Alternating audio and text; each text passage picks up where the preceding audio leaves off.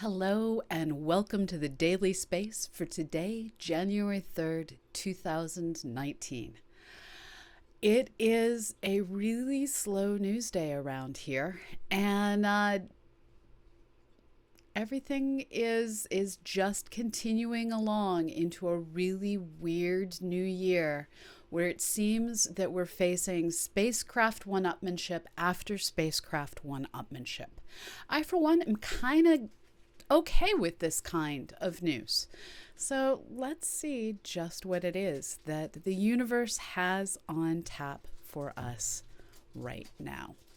In today's top story, we have a recap of 2014 MU-69. This is the object that the New Horizons spacecraft flew past either December 31st or January 1st, depending where you are in the world, roughly midnight New Year's Eve for the East Coast of the United States. And these are the best images we have to date. This object is the first contact binary that we have actually discovered in our solar system. This is a special kind of object where we can imagine, and I should have went and gotten props before this all started. You can imagine two objects going in orbit around one another very slowly until they stick together. And that process of sticking together shed a little bit of debris into the area around them, and that debris settled around the shiny neck of this contact binary. Now, lots of people have been debating on what exactly this looks like. Is it a snowman? Is it BB-8? My favorite result came from our good friend Natalie Metzger over at thefuzzyslug.com. She looked at this, and thanks to the human ability to find faces in anything, she found faces. Let's revisit those bigger images. So here we see an eye, a frowny, angry face. There's even a nose in here. Up here we have eyeball, sad face. And taken fully, you end up with this illustration that Natalie brings us. And for me, this is forever and always going to be the double face of the, Siamese twins that became that way, or conjoined twins, rather. Sorry, I used the wrong term. The conjoined twins that came to be at some point in the solar system's past.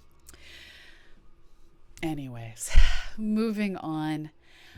Back in December, on December 5th, we had the launch of a Chinese spacecraft on a mission to make that nation the third country to, it was already the third country, but to continue making it the third country to softly land on the moon and to make it the very first country to land on the far side of the moon, that side of the moon that we never get to see from our side here on the Earth. Now, I show you this old image simply because I have to point out this is the most spectacularly colorful launch photo. I just love the red painted launch tower, the yellow in the clouds, the brilliant red up close. But while the landing image is nowhere as pretty, it is spectacular intellectually. Yesterday or today, depending on where you are in the world, again, people keep doing things at midnight. Here we have a landing image taken as the Chang'e 4 was on descent towards a crater on the extremes of the southern Aitken Basin on the moon's far side. And here is the image released. This is a bland and beautiful area on the surface. The far side of the moon is compositionally, topographically very, very different from the near side.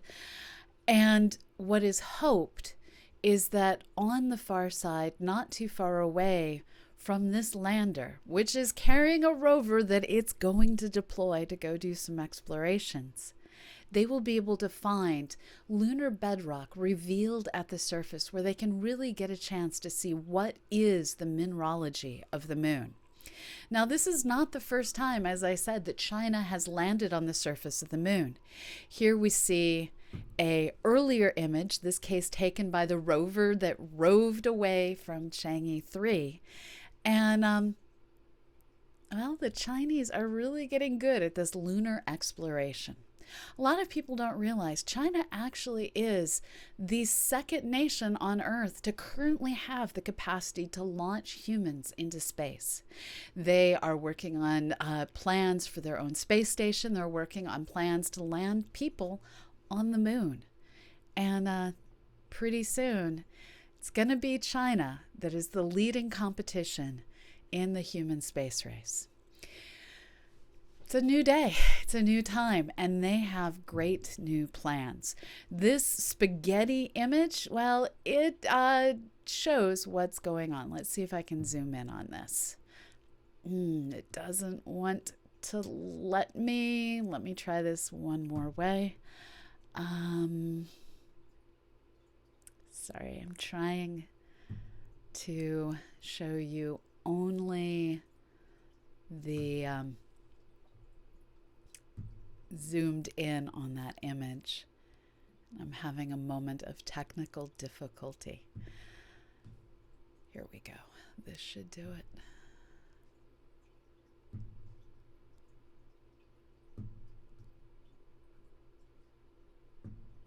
It should do it in a moment. This is the joy of doing live broadcasting. Sometimes things just don't quite go the way you would like them to go. But don't worry, everything can be done. Sometimes it just takes a moment of clicking and dragging. So here we go with China's plans to go to the moon. We see that many of these things have already occurred with the 2000 Chang'e 1 maps of the moon from orbit. Chang'e 2 orbit the moon, then flies to an asteroid on its way to deep space. In 2013, Chang'e 3 lands on the near side of the moon. In 2014, Chang'e 5 went and sent a communication satellite round the moon that returned to Earth. 2017, we have so here we had, this was Chang'e 5 TI, and here we have just Chang'e 5 lands on the moon and will return with 4 pounds or 2.2 kilograms of lunar samples. So this mission isn't just one of lunar exploration to send back beautiful pictures and scientific data from the spacecraft and rover. They are actually working to grab a chunk of moon and bring it back to the Earth, making them not just the first mission to land on the far side of the moon, but also the first nation to bring rocks back from the far side of the moon. And this will finally allow us to figure out which of our theories about, well, lunar formation works out to be true. It may not solve it completely, but it gives us a start. We think that the way the moon was formed is, in the past, an object that has been named Theia, that was roughly Mars size, hit an early proto-Earth. The collision splashed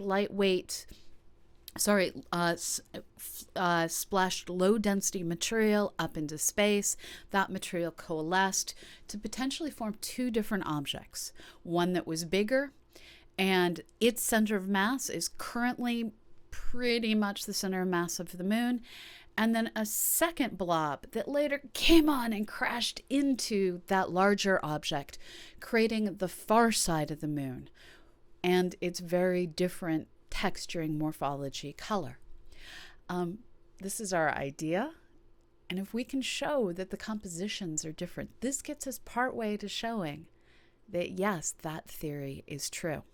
Now, one of the other things that's super exciting about this is Aitken Basin is one of the places that we know has water. It has permanently permanently shadowed and permanently sunlit features. This is that part of the moon where if we go back to stay, this is where we want to be.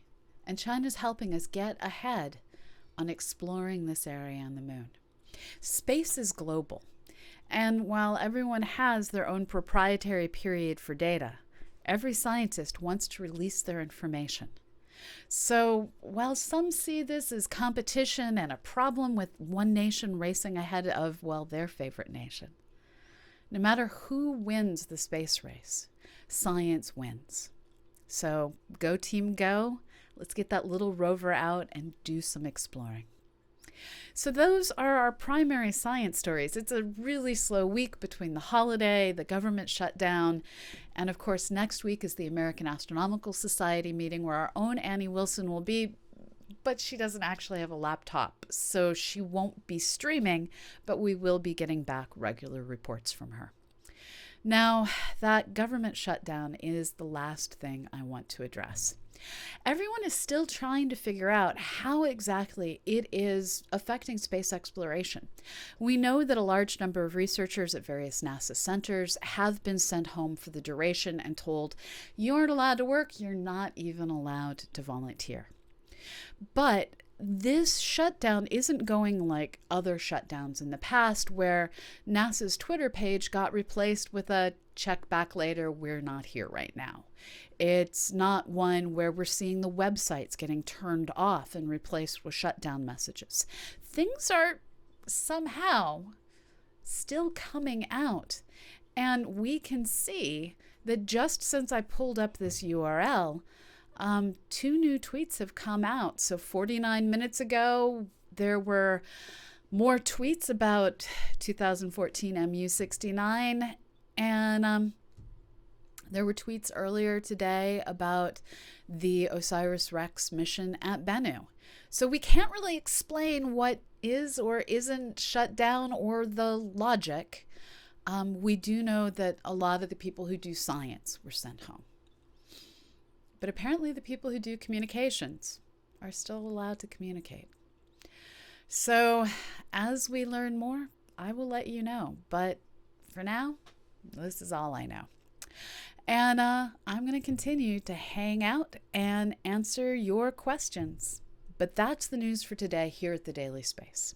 We are a production of the Planetary Science Institute working in collaboration with Youngstown State University. We are here because of you.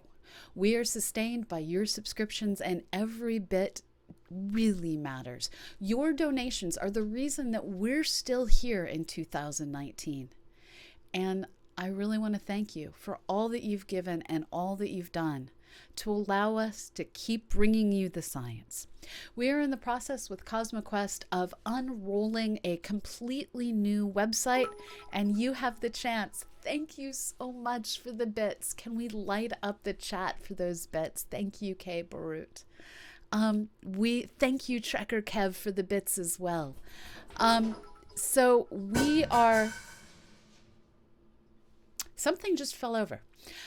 We are in the process of launching a new version of the CosmoQuest.org website. If you go to it right now, thank you, Guido. Wait, no, that wasn't Guido. Thank you, Veronica Cure. Thank you so much for the bits. Let's just keep lighting up the chat. Thank you, Keeper of Maps.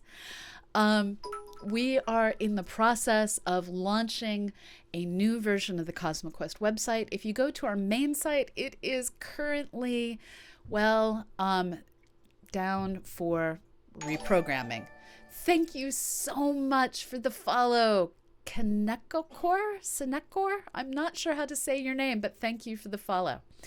Right now, if you go to our 365 Days of Astronomy website, 365 Days of Astronomy.org, it will show you the part of our website that is already up, and you can start to see where we're going with our new design.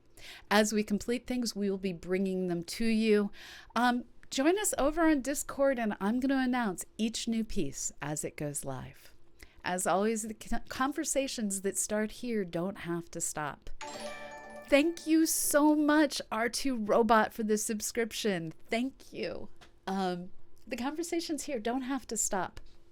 The CosmoQuest team hangs out over on Discord. We'll be people with you, randomly playing games in the evening and answering your science questions during the day. So if you've got questions, I'm here to answer them. And if not, I'm going to go on to continuing to make science happen. So let me scroll through the chat and see what we have to find. Here we go. I'm told that NASA TV is running a press release on New Horizons right now. Let me switch my set of themes and open up NASA TV, and I will bring that to you live right now. Hold on. NASA TV. Oh man, I can't keep up with all the news. It's just happening too fast sometimes. Okay, let's move that over to that screen. Hopefully OBS won't crash when I do this. Apologies if it does.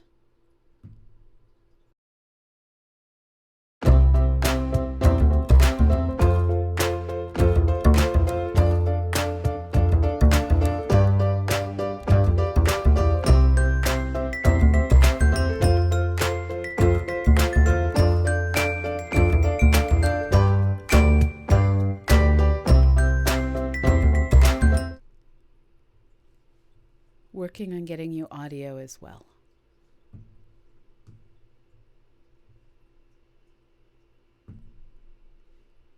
And I need to press play.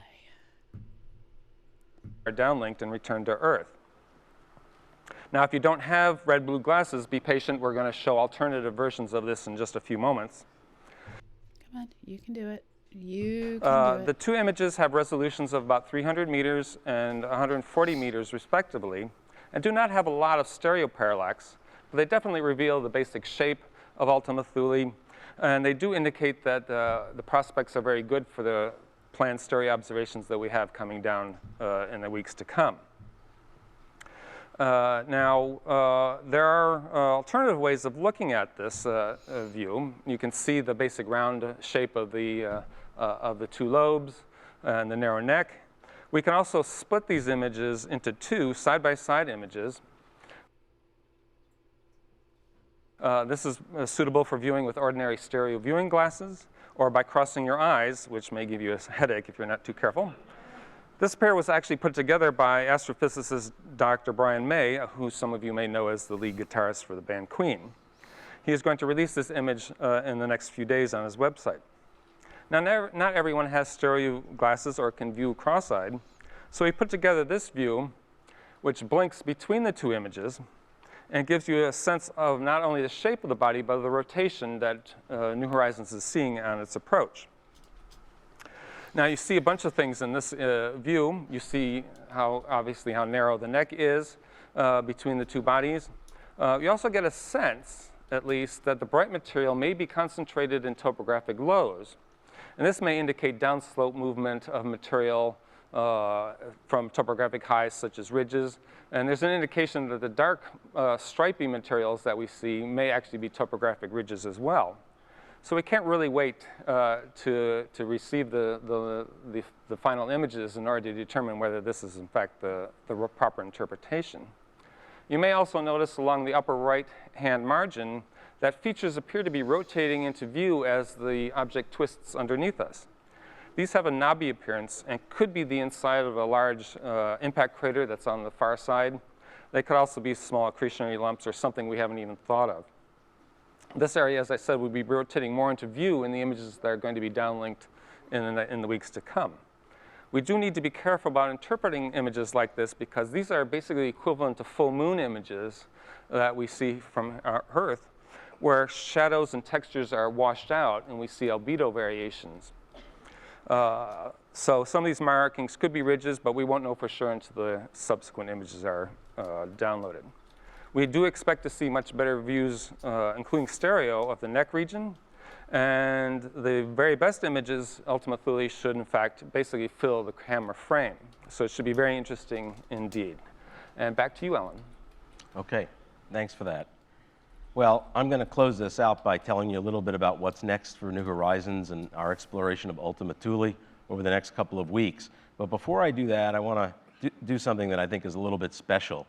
I know for a lot of people, when you think of a space mission like New Horizons or others, you think of engineers and scientists and flight operations personnel and lots of math and lots of computers, and that's certainly the case.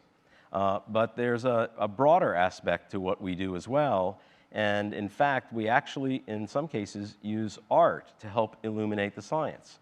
And I want to highlight the work of 3 members of our science team who actually are doing just that this week to help us explore what all this data means. And so here with me, to my right, are James Tuttle-Keene of Caltech, and then Leila Gabasova of the University of Rhône-Alpes in France, and then Mallory Kinzich of North Carolina State University.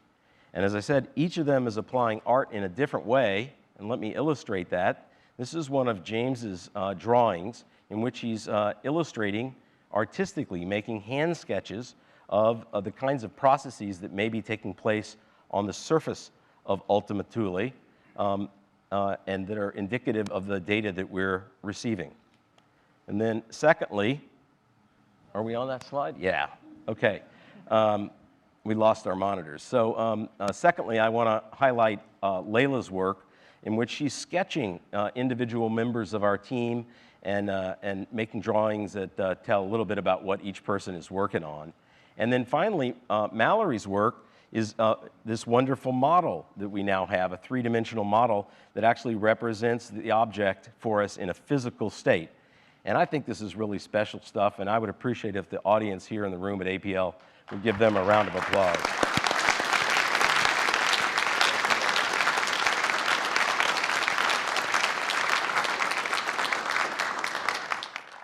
Great. Well, let me just say a few words about what's next. Beginning tomorrow, in fact, the spacecraft, as seen from the Earth, goes almost directly behind the sun. And the sun's outer atmosphere produces a kind of radio interference that doesn't allow us to transmit imagery and spectra to the ground. So there's going to be a pause in that downlink for about 5 days until the 10th of the month, the 10th of January. And then the data will start to come back down again and begin this long 20-month period in which we'll be emptying the solid-state recorders of all of the different kinds of data that we've taken, literally hundreds of images and spectra and other data types.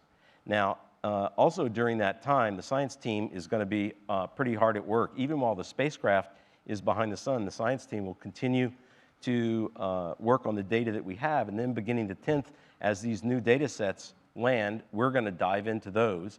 And then we meet 2 weeks from now as a science team en masse to review those results. And I expect there'll be some pretty good news, so you'll be hearing from us again in a little over 2 weeks with those additions to what we've already learned about this wondrous place, Ultima Thule, and this wondrous, scientifically valuable region of the solar system, the 3rd zone called the Kuiper Belt. And with that, I'll turn it back over to Mike. All right, thank you. We'll start with questions here in the auditorium, and then we'll check to see if the phone lines are too. So we'll go right here. Hi, thank you. Ken Kramer, Space Up Close, Northeast Astronomy Forum. Well, first, congratulations again on spectacular results.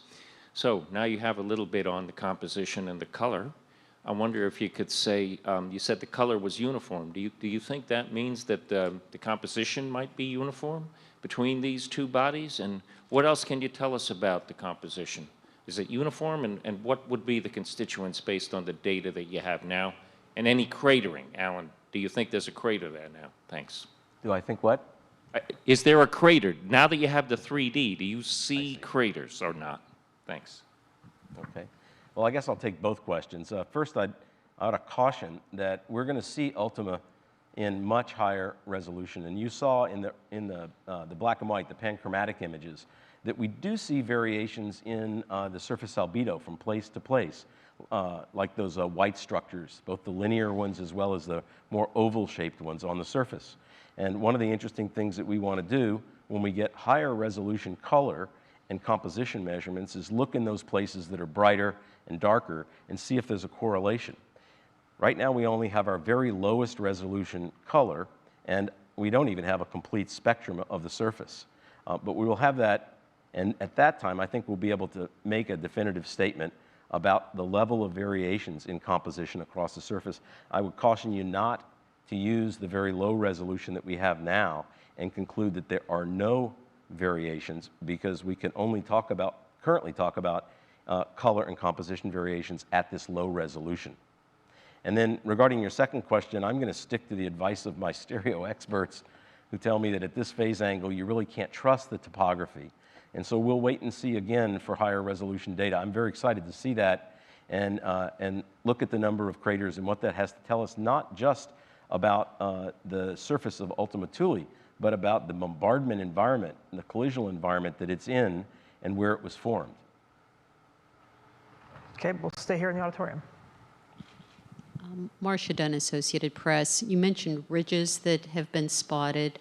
How deep or tall, or could you give some estimate or guess as to how pronounced they are?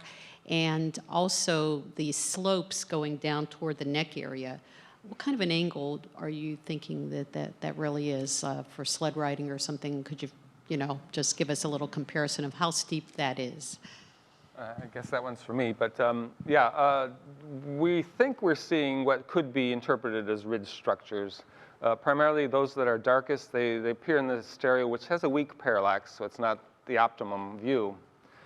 They look like they're high standing, and we see somewhat similar features on other icy satellites, but we really don't know for sure until we get higher parallax angle on them.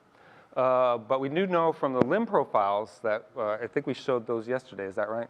But we can actually measure the relief along the limb, and we get a couple hundred meters variation, which suggests that maybe those ridges, if they do exist, are that amplitude. But we're going to have to get back to you on that one in the weeks to come.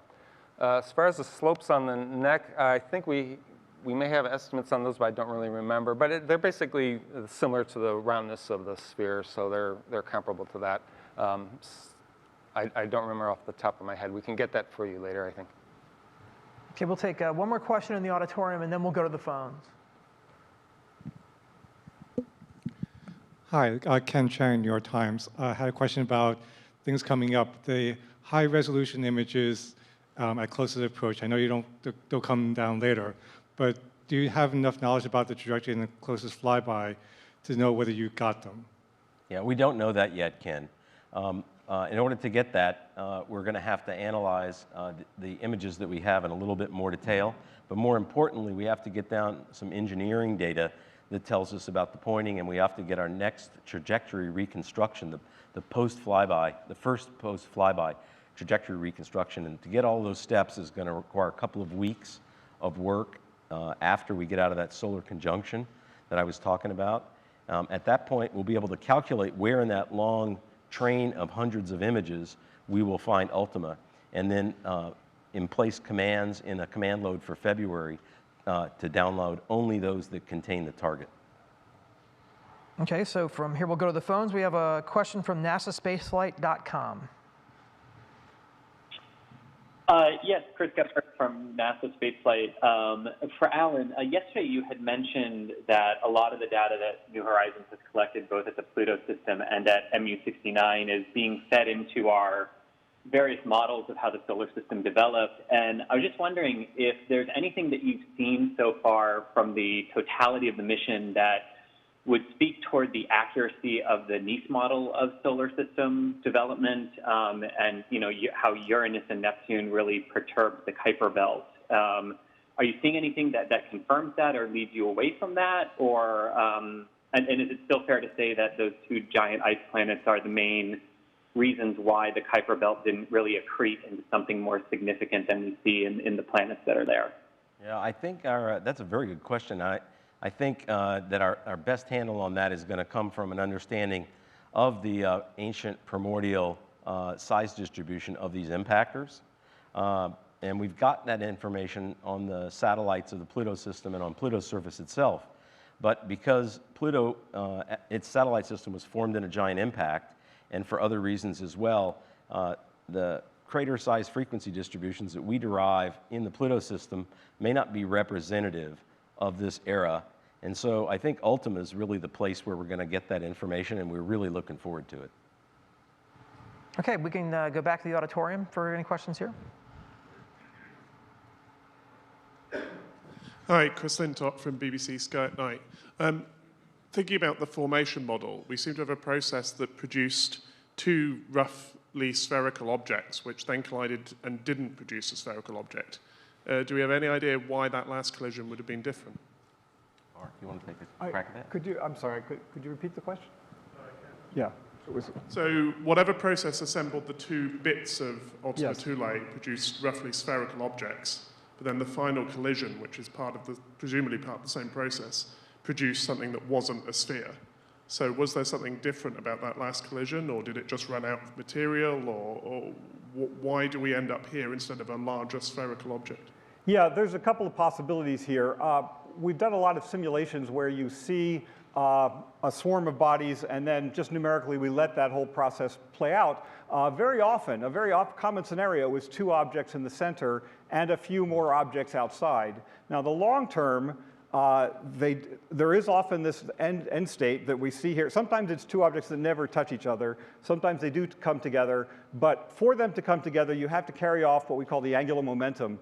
And so that's, if there are external satellites, that's when you tend to get objects like this, binaries, but sometimes those satellites keep going. They just escape completely, and you would never see them. So it's quite possible that we will never actually see the culprit that is responsible for example, the slow rotation of Ultima Thule, because it's gone now. It was there before, or maybe it was multiple bodies, but they've all escaped.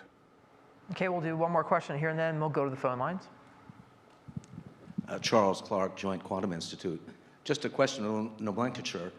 Today is the first time I've seen Ultima Thule used as a compound noun composed of apparently the two bodies. So which is Ultima and which is Thule? And will this be submitted to the International Astronomical Union for ratification? I'm glad you asked that question. Remember that the term Ultima Thule is an informal name that we're using because it's a lot easier to say and remember than 2014 MU69. Once we arrived and we were able to see that this was a bilobate object, we gave each of the lobes a part of the name. The larger one is Ultima, and the smaller one is Thule. We'll go to the phones. We have a question from Sky and Telescope. Hey, thanks a lot. This is for Sylvia Protopapa. If I can make a leap and say that maybe the brighter areas are exotic ices. I love saying exotic ices. Might you expect them to be the same as you found on Pluto, carbon monoxide, methane, nitrogen, and will you have the spatial resolution to detect them individually on the body? Thank you for the question. So in general, yeah, you are right. We found on Pluto a surface that is covered by organic materials, water ice, but also exotic ices like methane, nitrogen, and carbon monoxide. Ground-based measurements of intermediate objects, much smaller than Pluto, do not display any presence on their surfaces of any exotic ice. Instead, they present surfaces covered by organic material and possibly water ice and ammonia. We will look on Ultima Thule surface for any kind of organic materials, water ice, but also exotic ices. We do not expect them, but we will look for it, and we will have the spatial resolution to identify these ices, if any. Okay, we can stay on the phones. We also have a question from space.com. Thanks, Scott. Thanks, guys. Mike Walsh from space.com. This one's probably for, I guess, Alan. Like you mentioned briefly what you're already doing, like kind of looking ahead and putting a new command load for what lies beyond Ultima. And yeah, could you just go into a little more detail about what those commands are and what you're looking for now that you've passed it and it's in the rearview mirror, and what you're looking for now as you go deeper into the Kuiper Belt? Well, I'm sorry to say this, but I found that kind of a garbled not your question, but the audio is garbled. So if you could say that a little more slowly. Sure. Yeah, sure. Sure, sorry. Can you hear me okay? Yeah, that's better. Okay. Okay, yeah. Yeah, like I was just wondering, Alan, like, yeah, you just mentioned that you're on a new command load now, going out deeper into the solar system, like deeper out into the Kuiper Belt. I mean, could you just kind of go over briefly what that command load is, what sort of observations you're sort of planning to actually make in the coming weeks and in the coming months, and what's coming next in terms of the science, but that goes beyond Ultima? Yeah, so if I follow you, Mike, what you're asking about is what kind of observations we're going to be making over the coming weeks and months out deeper in the Kuiper Belt. And so they really fall into two categories. First, we use our in situ instruments, the two plasma spectrometers and the dust instrument, along with the ultraviolet spectrometer, to study the local environment of the Kuiper Belt. We think of ourselves as making a transect outward from the sun on this straight line trajectory that we're following, all the way from the inner edge of the Kuiper Belt, where we were in 2014 and 2015, out to a distance of 50 astronomical units, which is the far extent of Pluto's orbit, where we'll be in 2021. And those measurements take place almost 24/7 with the plasma and the dust instruments.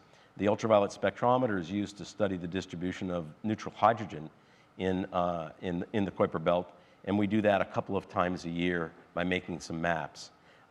And so, as Leslie told you, this radiation environment, radiation, gas, and dust environment, is what's responsible for the space weathering of the surfaces of not just the Pluto system, but all these small planetesimals like Ultima Thule. And so if we want to understand how those surfaces evolve by interacting with the environment, we have to understand what the environment is and how it varies from place to place in the Kuiper Belt. And so we'll resume that. In fact, we're resuming that today. And as I said, it goes on almost 24/7. But then we also use our LORRI telescope and camera to look in the distance at other Kuiper Belt objects to make context studies of them to compare to Ultima. So for example, we photograph those objects over and over to watch how their brightness varies and determine their rotation periods. And when we're close to them, not as close as we went to Ultima, they're all just dots in the distance, but we get close enough that we have better resolution than the Hubble Space Telescope, which is way back here at the Earth, because of our proximity to the targets. And so we can look for satellites of those targets in ways that you can't do from the Earth. And there are other studies that we make as well. And we're doing a little bit of that this week with a couple of KBOs that we're relatively close to right now. Still thousands of times, actually tens of thousands of times further away than we were to Ultima, but close enough for us to do useful things. And the next opportunity to do that is going to be in March, and then we're going to do some more in the fall, and then we'll pick up with even more next year. Okay, I'll stick to the phone for one more before we come back here, and this is from Business Insider. Thanks for taking my question. So now we know there are a lot of big red snow people, as it were, in the Kuiper Belt.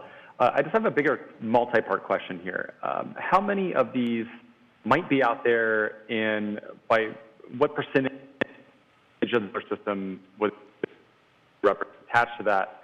Can you say what number or fraction have gone into forming the large, sort of larger inner planets of the solar system? Just trying to get a bigger sense of where the... Who would like to take that?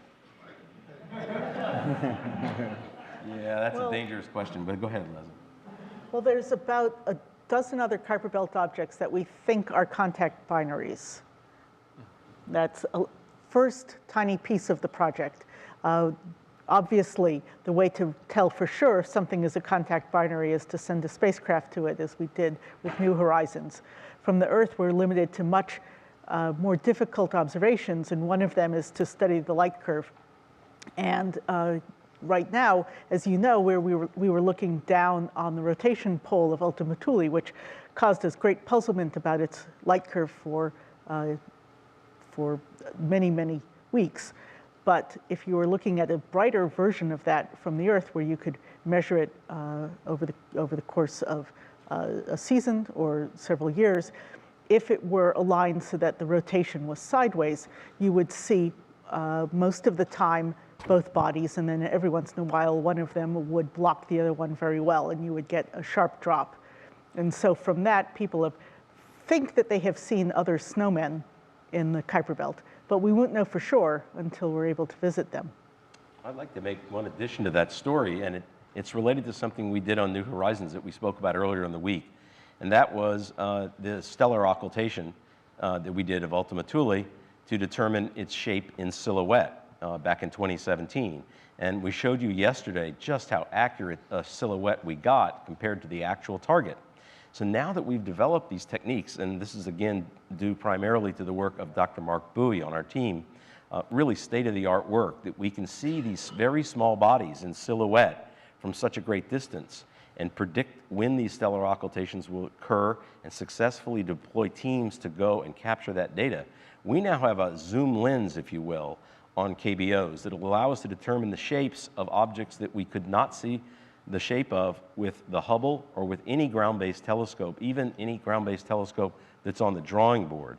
So we really have a very powerful tool developed as a result of New Horizons that can be employed over the coming years to determine how many of these snowmen are really out there and what fraction of the objects we look at are in this contact binary mode versus orbiting alone or orbiting with satellites. I'm really looking forward to that work.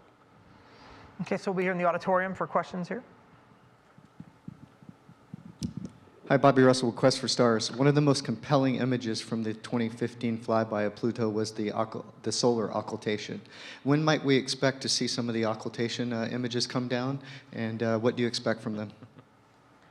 So you might be confusing the solar occultation data, which is the squiggly line data from the ultraviolet spectrometer, which isn't very pretty unless you love ultraviolet spectrometers, to the beautiful images that we made with the Ralph camera and the Lori camera of hazes, particularly the ones with the blue ring, which was made at the same time that we were doing that solar occultation. And we did not take images like that of Ultima because it certainly doesn't have an atmosphere to the extent that Pluto does. And Leslie and the atmospheres team has already proven that kind of a thick atmosphere that we never expected, in fact, doesn't exist. But we did take high phase observations. So, and those for other purposes. Yes. Yeah. Yep. Okay, stay right here.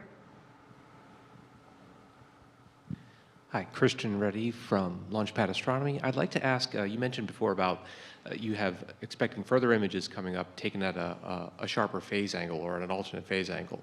Can you tell us when you're expecting those images to arrive and elaborate a little bit more about what you're planning to see in them or look for? For me? Okay. Well, those moderate and higher phase angle images are going to start to come down next month. And they're going to culminate with that CA06, the very highest resolution set that we've talked about so many times. But there are also some intermediate sets that'll come down as well. And some of them may even come down after because we're really trying to get the highest resolution data. We can't wait to get our hands on it. One of the things the science team is going to be doing in the next 5 or 6 days is putting in talk abstracts for the Lunar and Planetary Science Conference to report results in March. And we want to get those data sets to the ground so we can analyze them and report on them at that venue down in Houston.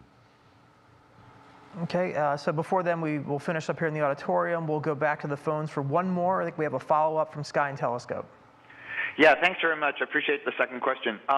Alan, can you tell us if the positioning of the Ultima Thule in your field of view of your cameras gives you confidence that the highest resolution Lori targeting will be successful? Sure. I can't promise you that it will be successful, but I can tell you the fact that Ultima turned out to be precisely where we expected it to be in the handful of images that we already have on the ground is very reassuring. And had it turned out far away from where we expected, I think we'd be pessimistic, but I would say we are guardedly optimistic that those very highest resolution images will cover a massive amount of the surface. Stay tuned for February. Okay, let's stay here. I think we had a couple more in the auditorium. For Dr. Showalter, you're looking for moons. How long do you think that's going to, how long do you think it'll be before you can say, at least with, somewhat conclusion that there are or there aren't? And if there are some, how many would you expect to find? Oh, I'm not going to predict the number. We'll be getting the, so as I mentioned, some of the close-up images already are pretty strict in their limits.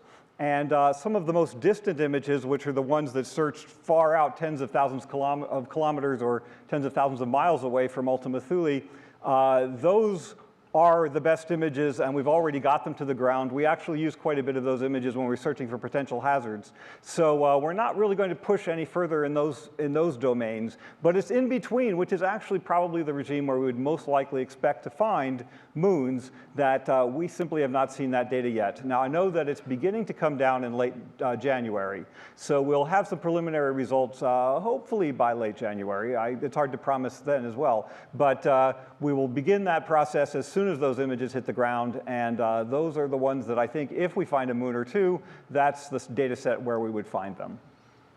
Okay, we'll take one more question here, and we'll come back for another statement.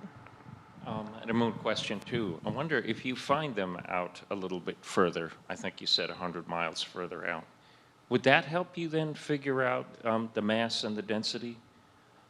Oh, absolutely.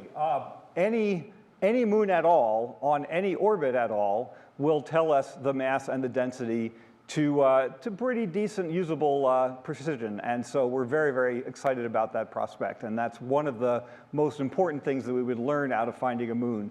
The other piece we would learn is whether it is the culprit that is responsible for breaking the rotation, reducing the rotation of Ultima and Thule around one another. When we have a mass and we have an orbit for some object in that domain, that's when we would start to get a little bit of a handle on that. It's possible that if we even find a moon, that it's not the culprit that caused the slow rotation, that in fact that was a different moon entirely, and maybe one that escaped or is somewhere else. Okay, so I believe another, Alan, you had a statement you wanted to make? Yeah, I just want to say one thing in closing as something Mike couldn't say and something that as the mission principal investigator, being from the Southwest Research Institute, where we built and were responsible for most of the scientific payload, for scientific payload operations. I just want to say a big thank you to the Johns Hopkins Applied Physics Lab for building such a spectacular little spacecraft and for operating it so professionally for the last 12 years and for hosting the flybys of Pluto and Ultima Thule. And please join me in thanking them.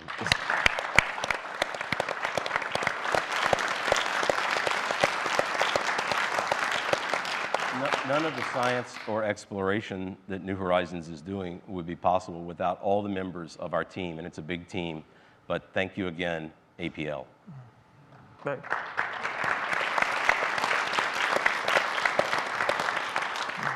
Thank you, Alan, and thank you, team, today for the update. New Horizons is on the web and on social media. You can follow all the progress of the mission at pluto.jhuapl.edu, on nasa.gov, on NASA and APL social channels. Like the team has said, this is just the beginning.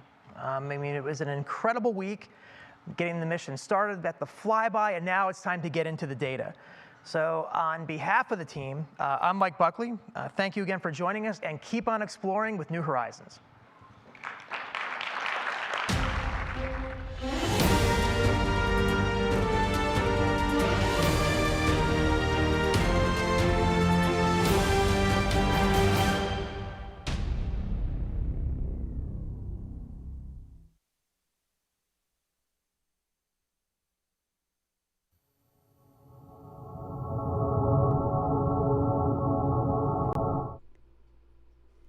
And that concludes our coverage of the New Horizons team and their latest science results from 2014 MU69.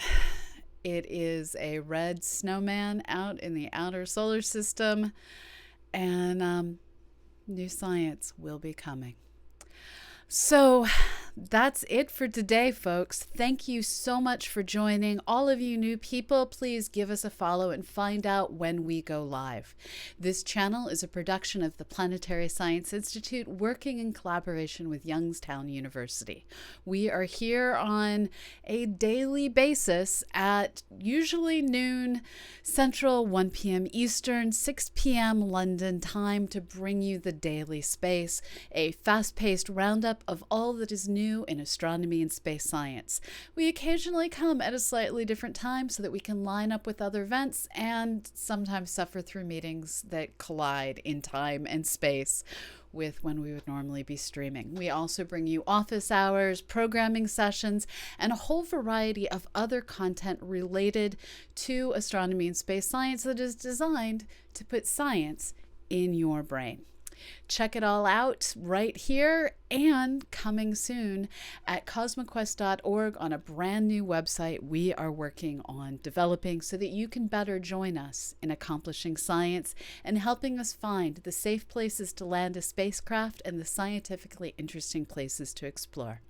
My name is Dr. Pamela Gay, and you can follow me as @StarStrider on Twitch, where I work to announce this and just about everything else that's going on. But really, the best place you can go is CosmoQuest X on all your favorite social media channels. So thanks for being here, and wherever you are in the world, remember to get outside and look up. Tonight, you just might be able to catch a few straggling of the Quadrid meteor shower. I'll see you on the other side, and thank you so much, Sleeper Sigh, for the donation. Thank you. And bye-bye, everyone. Oh, slow transition, awkward goodbyes, awkward goodbyes. Here we go with another try, and thank you for the bits.